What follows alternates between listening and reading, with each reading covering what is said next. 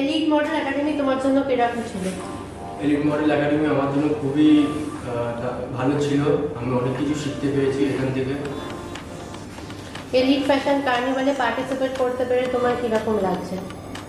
Elite মডেলের কার্নিভালে participate করে আমার খুবই ভালো লেগেছে। আমি ভাবতেও পারিনি যে এরকম একটা অপরচুনিটি পাবো। তো এটার জন্য thank you elite model academy. এখানে ট্রেনিংয়ে তুমি কি শিখলে এবং কেমন ছিল তোমার সেই জার্নিটা? এখানে ট্রেনিংয়ে আমি অনেক কিছুই শিখেছি, লাইক পোজ দেওয়া, র্যাম্পে ওয়াক করা, নিজের পার্সোনালিটি বিল্ড করা, এভরিথিং এখান থেকেই শিখেছি। তো থ্যাংক ইউ। তো তোমাকে যদি রেফার করতে বলা হয় কাউকে এলিট মডেল একাডেমি, তুমি করবে? 100% করবো। মিডিয়া কভারেজ কেমন ছিল? মিডিয়া কভারেজ দারুণ ছিল।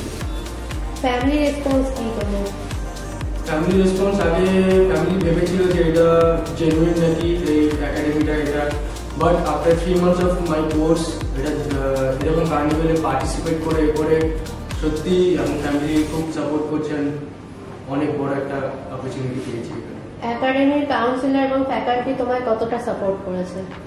মানে কাউন্সিলর আর ফ্যাকাল্টি খুবই দারুণ, খুবই কোঅপারেটিভ, খুবই ফ্রেন্ডলি, খুব নিজের পার্সোনাল একটা দিয়ে ওপিনিয়ন দিয়ে যা যেটা দরকার সব কিছু নিজের পার্সোনাল ওপিনিয়ন দিয়ে সেটাকে আমাদেরকে সাহায্য করেছে।